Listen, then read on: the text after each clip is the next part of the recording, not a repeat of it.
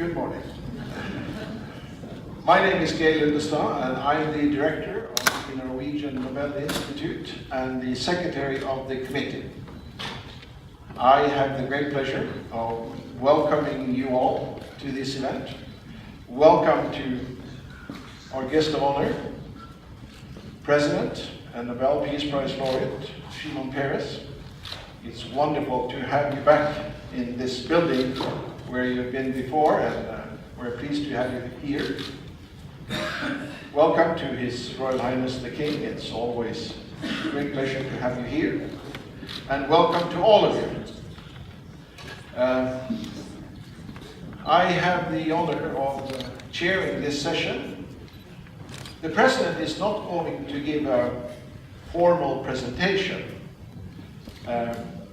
We will start out by myself asking him a few questions, and then we will open up for questions from the audience here. And we hope we will have the chance of asking, well, a few questions. So we would encourage focused answers, of course. But first, a brief presentation of the President and Nobel Peace Prize laureate. And his career has spanned 67 years. I mean, it's incredible. You have had an incredibly productive life. And I'll read this just so we get this as precisely as possible. Shimon Peres is the 9th and current President of the State of Israel. Peres served twice as the Prime Minister of Israel and twice as interim Prime Minister, and has been a member of 12 cabinets in a political career spanning 67 years. Peres was elected to the Knesset in November 1959, and, except for a 3-month-long hiatus in early 2006, served continuously until 2007, when he became President. He has held several diplomatic and military positions during and directly after Israel's War of Independence. His first high-level government position was as Deputy Director General of Defense in 1952. Most of us were not born then. And Director General from 1953 until 1959. During his career, he has represented 5 political parties in the Knesset: Mapai, Rafi, the Alignment, Labour, and Kadima, and has led Alignment and Labour. Peres won the 1994 Nobel Peace Prize together with Yitzhak Rabin and Yasser Arafat for the peace talks that he participated in as Israeli Foreign Minister, producing the Oslo Accords. And I had the great pleasure of explaining to you in 1994, when you came to receive the Nobel Peace Prize, that the press reports that had circulated in Oslo, that you had not been part of the group to be selected, that there was a very misleading report in a Norwegian newspaper that only Rabin and Arafat would receive the Nobel Peace Prize. These reports, which were considered great journalistic achievements, were absolutely wrong. Because you were always part of the package, as I had the great pleasure of explaining to you when we met in 1994.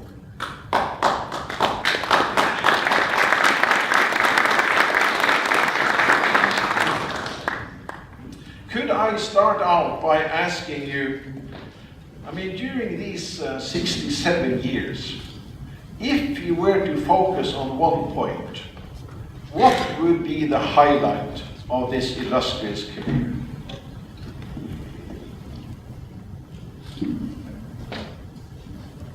A very courageous decision of Ben-Gurion, which he did it almost in complete loneliness, namely to share the land with the Palestinians and have a Jewish independent state and let the Palestinians have their state. It was very hard to say publicly, let's divide the land and have peace. And when courage and did it in face of great opposition. I mean, his proposal went through. It was a small cabinet by 5 to 6, 5 against, 6 for, and 6,000, which is mine at this moment, otherwise it's in the majority. I think this was the most decision a person can make, and did it. And what do you consider the low point of these many years, if you could point to one? That I usually leave to the position, you know. I would correct up my mistakes. And then I did so many, it will be a long answer. We took short answers. And what are you going to do when you will soon retire? I mean, you have this free time. You spent all your time in politics. Well, I don't know what is really politics. Politics is serving the people. It's from time to time complicated, but it doesn't mean that you cannot be an honest politician. And with age and experience, I came to the conclusion that if you want to be a leader, serve the people, don't try to rule them.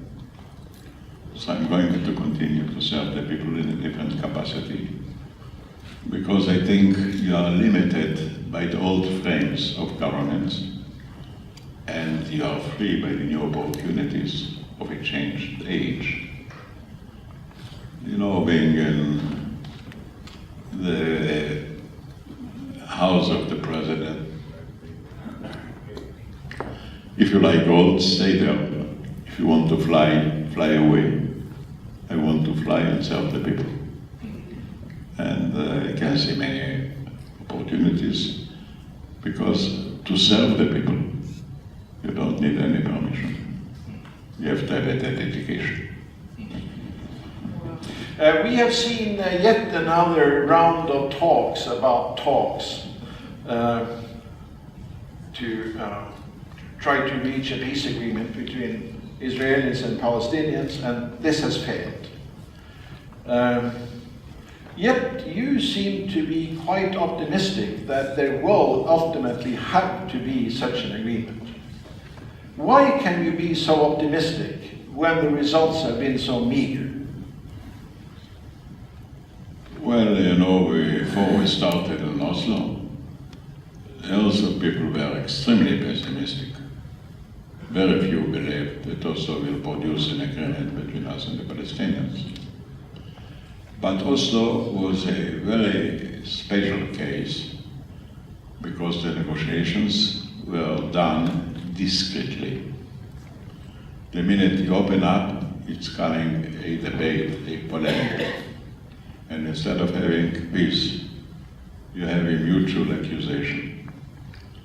But this is the form of romance. I do believe most of the Palestinians and most of the Israelis really want peace. They are sick and tired. And I do believe the ones that will do it are not the traditional parties, but the young generation. They think that history that contains some suspicion and humanity. And I think in many ways the younger people are more sincere, are more independent. And they say to the parents, thank you for bringing us to life, but please telling us about your great achievements in the past. Look what sort of a world you have left to us. They want to build a different world, and they will do all over the places, including in the Arab midst as well. And clearly in Israel it started to. Many will argue that the forces of peace in Israel have become weaker over time. But you are still optimistic. Where do you see these signs that the youth will actually accomplish what you or the leadership has not been able to produce so far? Well, both leaders and leadership are not remaining always the same. The leaders may change their minds, and people may change the leaders. But I don't think it's a matter of force, it's a matter of understanding. And I think that what makes me so certain about it, because there is no other alternative. The other alternative is blood, poverty, oppression. It was supportable for a long time because people couldn't see the real situation. Today with the smartphones and the better knowledge about what's happening, you cannot mislead the people for any length of time. And you can see all over the world revolted by the youngsters for the right reasons. And I'm sure it's taking place. In the Middle East there are 350 million Arabs. 60% are below the age of 24. 100 million of the youngsters have already smartphones. No division. And next year it will be 200 million. And they will do the job. As in Israel, people are for peace, but they are not sure that the other party supports it. Well, you must understand that you start negotiate because the other party is friendly. Negotiation is not to repeat the same position, but to find a common ground, and it will happen. And in my judgment, maybe sooner than most people think. It has been said that everybody wants peace in the Middle East, but all the parties want many other things as well. And when you want all these other things, they will be in conflict with the focus on peace itself. I don't think that peace is in contradiction to the other things. For example, if you will have peace, you'll spend less on weapons, on wars, and then you may have options for other things. I'm sure if the people wouldn't be in a belligerent relationship, all of us could spend, for example, more money for education. I think there is a general agreement all over the world that the top priority should be given to education. And I believe education is the right currency of our time. So it takes a little bit of time, and it's changing, but contrary to the past, more than we have changes, we have jumps. A single person, say like Zuckerberg, the revolution without killing or arresting anybody, and surprising everybody. Nobody predicted that this will happen, and it happened. So I believe this is going to continue to happen because, in addition, this revolution didn't go bankrupt, say like the Russian Revolution, even the French. My final question before we open up. You have met everybody of importance, I mean, in Israeli life and in international politics. Who are the persons you admire the most? Dead or alive? Pardon? Dead or alive? Well, we can have two categories. Well, I can say some, but then I'm risking to forget others.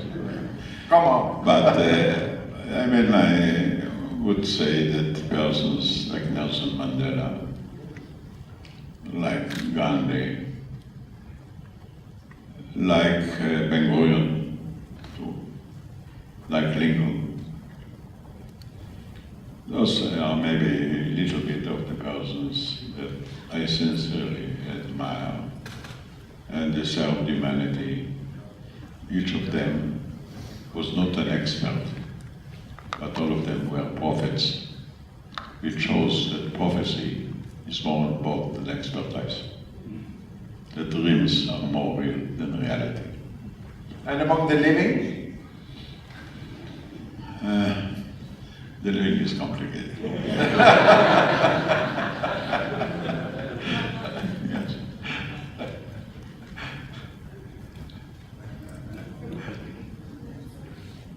Okay. Wonderful.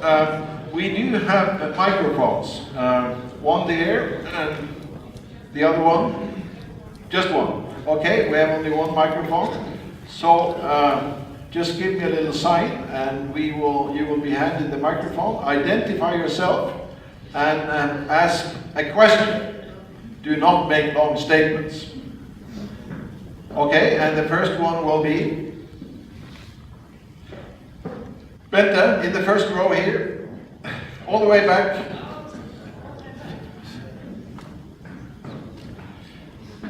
This is a member of the committee for many years, 17 years, I think, if you had a former Bishop of Oslo, Gunnar Stoltze.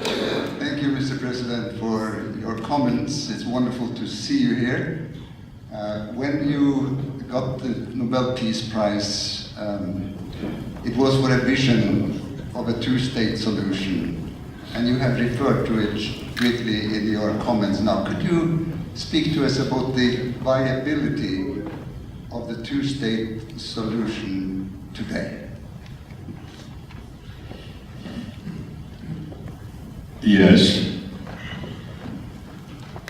I can see the viability, but I must say that we paid a very expensive ticket to remain alive and to remain true to our heritage. I mean, Moses selected the moral code as the supreme preference for people. It's nice to follow the moral code, but it creates a great deal of opposition and rejection and suspicion. So when I look at our history, the miraculous side is that we are still alive after 4,000 years. In those 4,000 years, we half of the time have been in exile, but kept our culture and our language even in exile. We have 2 destructions of our temple. We have had a Shoah.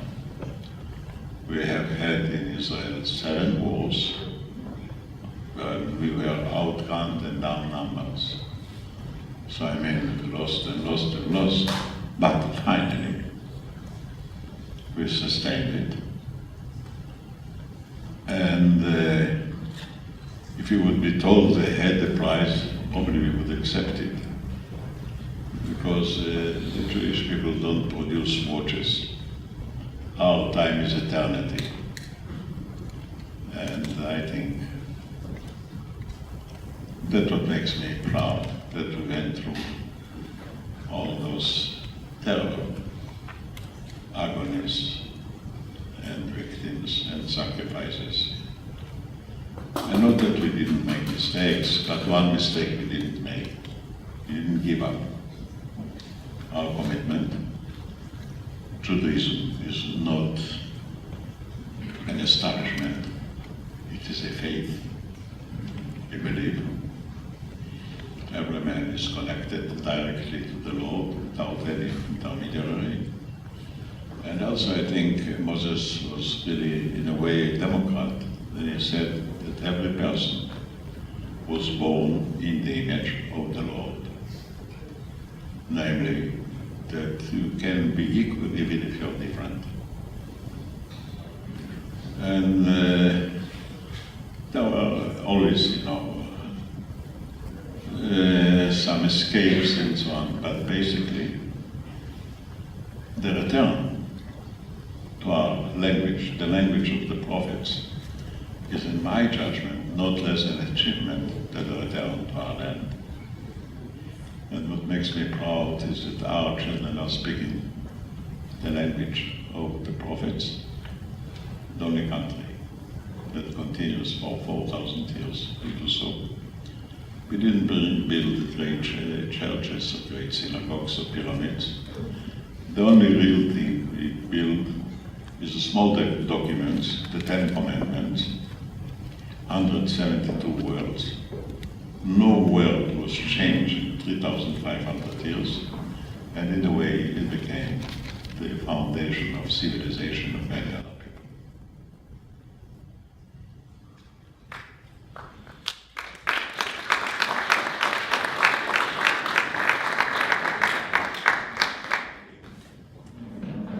Yes, in the back.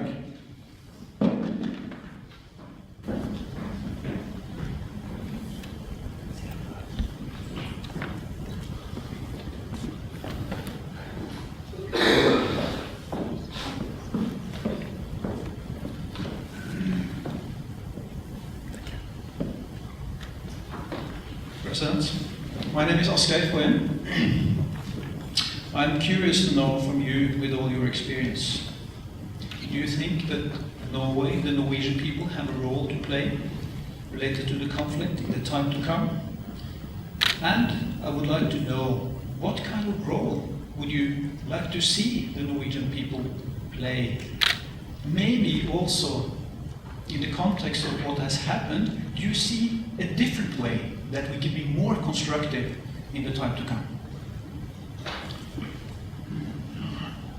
Well, I think Norway can and should play an important role in making peace for a very unique reason, because what you are, not only what you do. Norway is considered, I'm sure I'm not exaggerating, like a pearl of freedom. The time didn't put its teeth in the preference of values upon possession. We don't have many countries like it. And while you are friends with many other people, you are not neutral on right and wrong. And there is very little expediency in the Norwegian feeling and position. Now, you know, Obama said that he doesn't want the United States to become the police of the world. I don't think we need policemen. I think what we need is peacemakers. Norway, by its very definition, is a peacemaker. And you have shown throughout history, particularly in the last centuries, this capacity. Now, without Norway, I'm not sure that we would achieve even the first powers of peace with the Palestinians. Norway played an unbelievable role for an unpolitical behavior. The Norwegian people and professionals that helped us never looked for headlines. They always looked for the right thing to be done. So we could conduct our negotiations discreetly, to the point. None of us was worried that we should be misled. We were never misled. And now the changes, you know, Norway also has introduced the donors conference. Without those donations, I'm not sure that the Palestinians could have built their own authority. What is today, I believe, needed is another donation, not of money, because money corrupted partly the donations, but of technology. The currency of our time is knowledge, not coins. And I think Norway could and should lead this new donation, how to help nations to escape poverty by their own effort and by their own education. And I can't think of any other country that can do this job with such a commitment and straightforwardness as Norway is capable of doing. So I came to Norway not to get another Nobel Prize. You don't give anyway. But I came to have the prize of Norway to peace, which is the real story. Well, this is of course very pleasing to Norwegian ears, but I mean, in certain Israeli circles, there has been a great deal of criticism of this country you're praising. What do you say to this? It's normal. I mean, look, when I'm being asked what is the contribution of the Jewish people to the rest of the world, my answer is dissatisfaction. We don't have the right to be satisfied.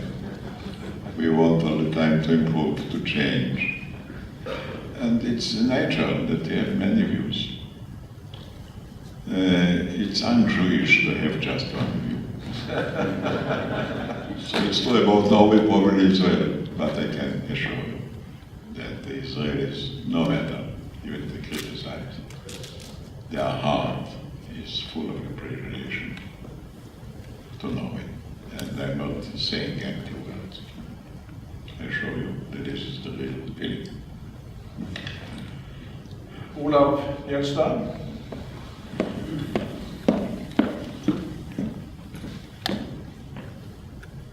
I'm Olav Jølstad from the University of Oslo. Mr. President, thank you for your very interesting and candid answers so far. I have two questions for you, one relating Iran and nuclear weapons, and the other relating the role of weapons of mass destruction in the Middle East in the future. The first question then, for some time, the 5 permanent members of the Security Council, together with Germany and Iran, have been negotiating a joint action plan, with the aim of ensuring that the Iranian nuclear program will not be used for military purposes, only for peaceful purposes. So I would like your assessment of those negotiations. Do you trust that the Iranian government is negotiating in good faith? And do you think the negotiation so far has been promising? And the second question, in your Nobel lecture in 1994, you spelled out your vision for the future of the Middle East. And you draw a picture of a Middle East of prosperity, cooperation, and free of weapons of mass destructions. Do you still think that Israel would be ready to do its part to make that vision come true if countries like Egypt follow the example of Syria and accept that their chemical weapons will get abolished? Do you still think that Israel will be ready to sign an agreement that would really make the Middle East free of weapons of mass destruction? Thank you. On your first question about Iran, I'm sure there are many Iranians that would really like to get out of the complication in building such an expensive nuclear complex, which is very costly, including missiles. And they would like to be accepted as a respected people among other peoples. But whether the leadership is convinced about it, I really don't know. There was no way to know, because you cannot judge by speeches. They're good speakers. You must judge on the record what will they do. So they were given a 6-month period to make up their minds. Maybe there was a disagreement within the leadership itself, I don't know. Maybe there was also a strong young generation in Iran that is sick and tired of seeing this tremendous waste. You see, Israel was the only country that was threatened to be destroyed. Nobody threatens Iran. They really don't have enemies. And I don't know why are they doing it. Because they have their oil, nobody tries to take away, and they have real economic problems. What encourages me is the first steps, namely the economic sanctions and the political pressures, produce an impact. Whether this is sufficient to bring to a final conclusion, I don't know. We have to watch, and I prefer that the time will be used properly to convince the Iranians with civilian means and diplomatic means. Maybe it will happen. We have to follow, to trust and also press, because without the pressure, it wouldn't happen. And the pressure, by the way, is not run by Israel. Israel is not the general of the campaign against Iran. It's either the United States, the United Europe, and the Russians agree, and the Chinese agree. And about what was the second question? Weapons of mass destruction in the Middle East. Look, something must be done about mass destruction. But it is not the bombs that are dangerous, it's the holders of the bombs who are dangerous. And for that reason, I'm not sure that before we shall have peace, we shall be able to control the danger of mass production. So we have on one hand to work very hard to control what's happening in the domain of those weapons, and on the other hand, to further peace. But it's one thing that I feel is more or less becoming a governing feeling after Hiroshima, not have another Hiroshima. I think the whole world will boycott any attempt. Somebody will use mass destruction weapons. So, still, you cannot be free of worries, and we have to work very hard.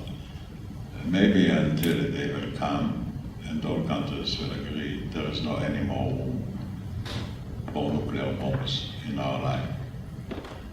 But for that, you need peace. So you have to work both on peace and on the prevention of building nuclear weapons. It goes together.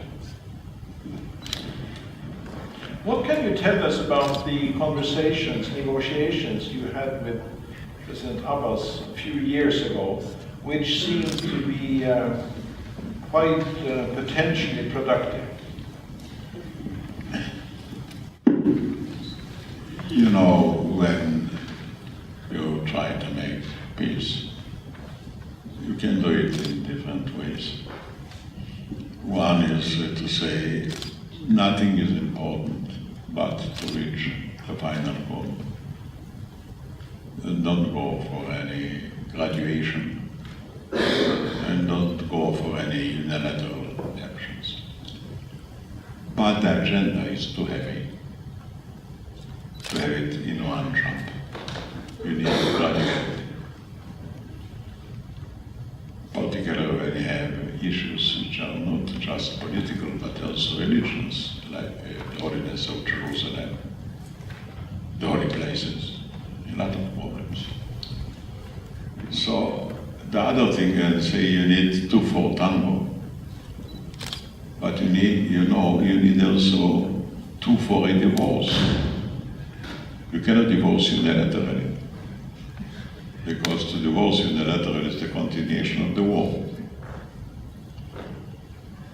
So the other point is the graduality of negotiations.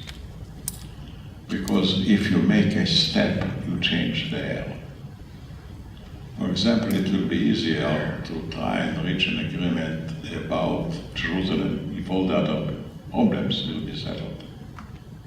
But when it comes together, it's a heavy weight. And then I don't believe in unilaterally. Now, I consider Abbas an experienced and wise man. I think he took some steps which I appreciate. First of all, he stood up clearly against terror, clearly for peace. He understands that Israel cannot be overflown by Palestinian refugees because then they should stop being Jewish. And he said courageously that I was born in Sfat, which is an Israeli town, but I'm not going to return there. On the other hand, he has his own audience and his own pressure. What we agreed in our talks, and by the way, the talks were done with the full knowledge and permission of the Prime Minister, because the President is not a part of the executive branch. But it doesn't mean that he is somewhere hanging in there. And if the government agrees, and they did agree, they conducted negotiations. What Abbas agreed is, number one, to postpone some issues for another time, including Jerusalem. Because if you would include Jerusalem, the negotiations would fail the first day. So let's first of all do what we can to create a new atmosphere. Secondly, I think he agreed how to solve the refugee problem, which is a heavy problem. And he took, and we agreed, a line from the Arab Initiative which says the refugee problem will be solved in a just and agreed manner. I think that answers more or less the problems of the two sides. It's a great achievement. Then he agreed to the demilitarization of the Palestinian state. He agreed previously, but he repeated it. Then he said he will not unite with Hamas unless Hamas will change its policies. And then he said he will not go to the United Nations as long as we are negotiating.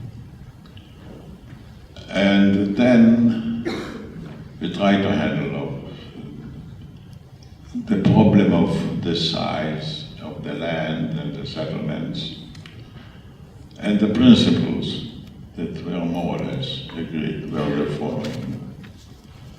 That the size of the land the Palestinians will get is more or less the same size they're supposed to get.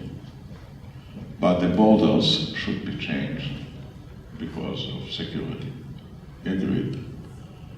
And then we agreed in order to do so, there will be a swap of land. If you should take, say, 1% of their land, we should give back 1% somewhere else. And also we more or less agreed that there will be 3 blocks for Israeli settlers. And again, there will be a swap of land. Then there was a great problem. Our Prime Minister insisted that the Palestinians will recognize Israel as a Jewish state.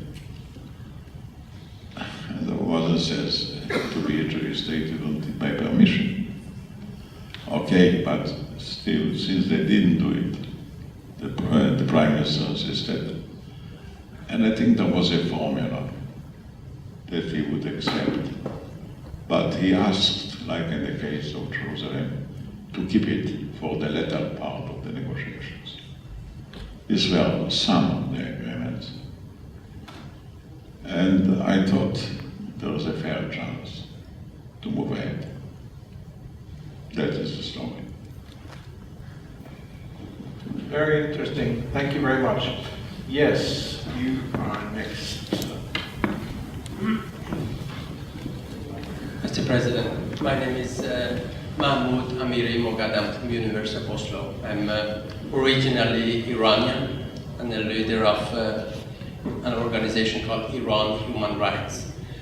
Based on, being one of our time's most experienced politicians and based your knowledge of Iran and Iranian people, where do you believe Iran is heading to?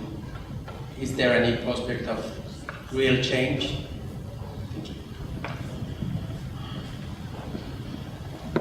you. You know, all experts are experts for things that did happen. You don't have an expert for things that may happen. And I'm not sure that I am the sort of expert that can tell you what will happen. I think the most I can do is to try to help things to happen in the right way.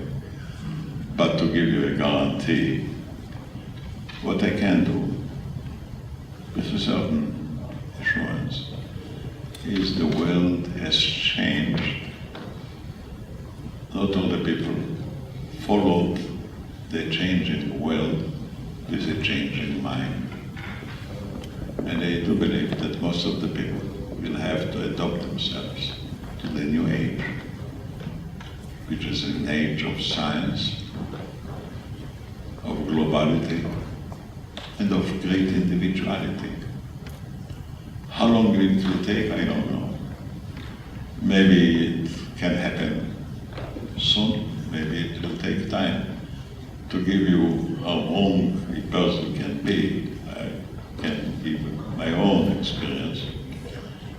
When the Second World War was over in 1945, I was among the people that thought it will take a long time before Europe, that was in loggerheads for 1,000 years, will become a united Europe in 3 years. My Lord, it really surprised me.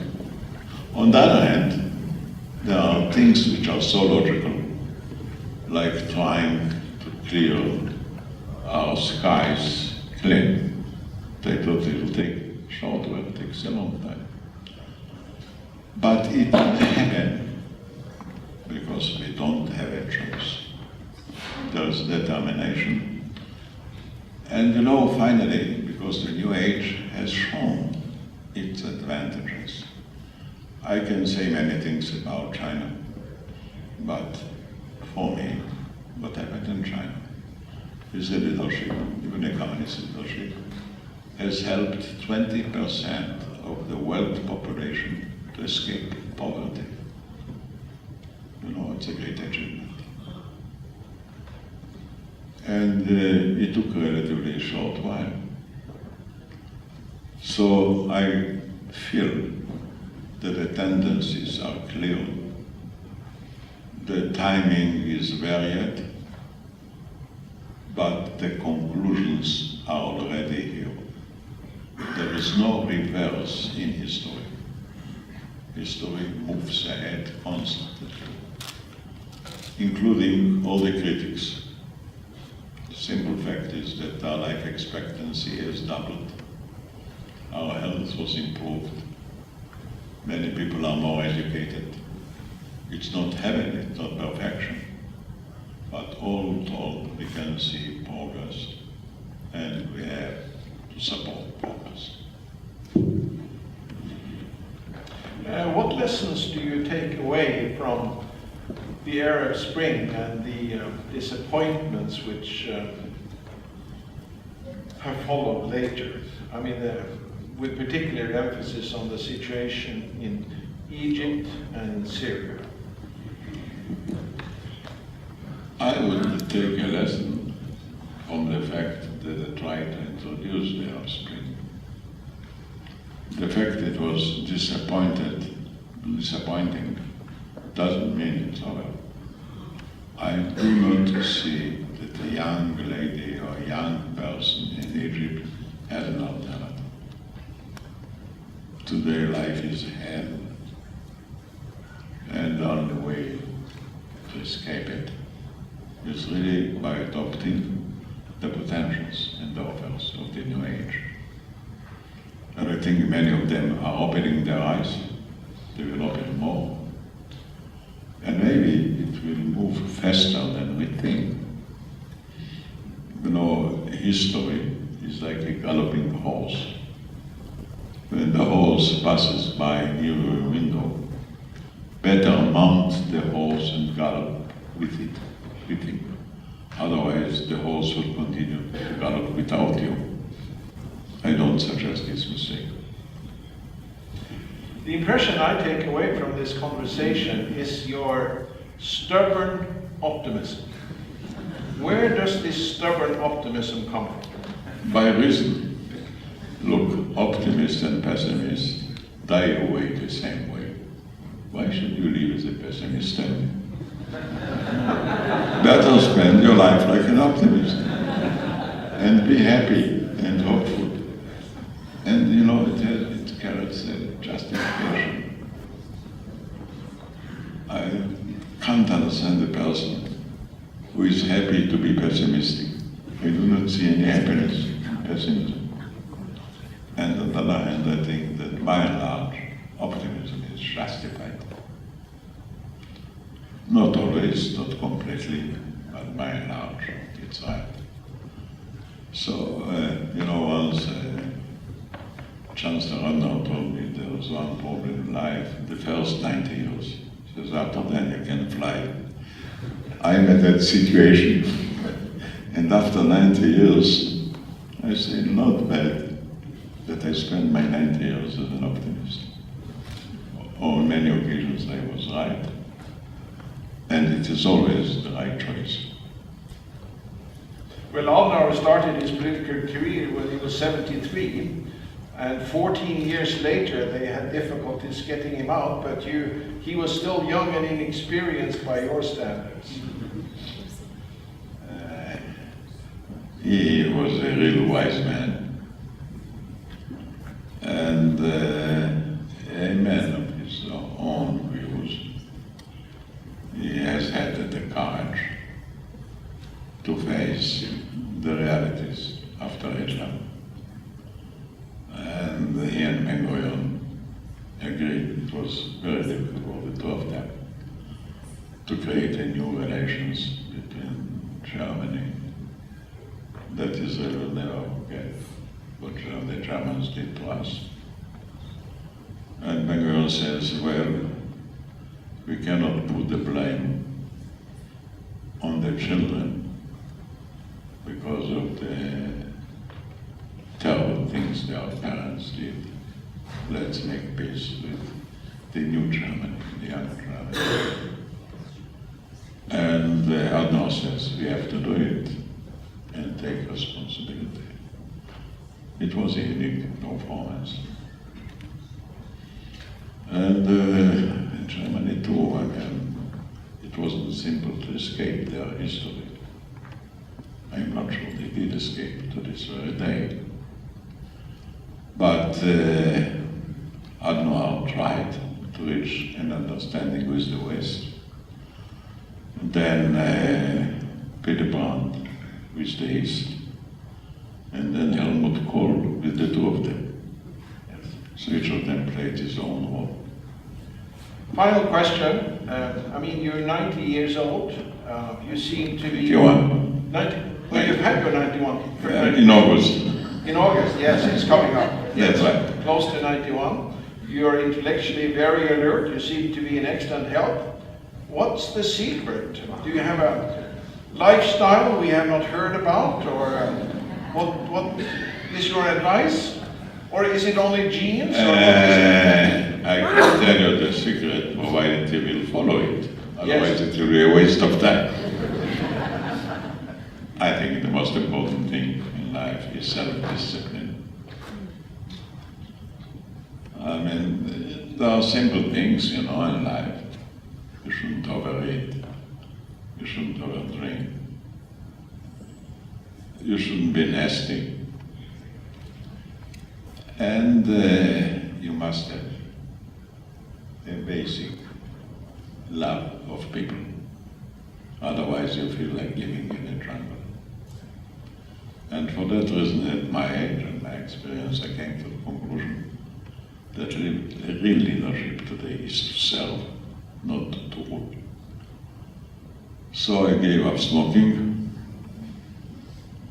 I'm drinking not only wine, but a measured number of drinks. I feel happy among people. I found out that I was helped by people more than I could help them. I feel in a deficit. I wish I could do more. I feel that to serve people is great, more than to rule them. And I think that whatever you did is not enough, you can do more. And I do believe that every person is small as his ego and is great as the greatness of the cause yourself. So better put aside your ego and go to serve great things in life. It's a great satisfaction. It's free of charge, whoever wants to take this advice.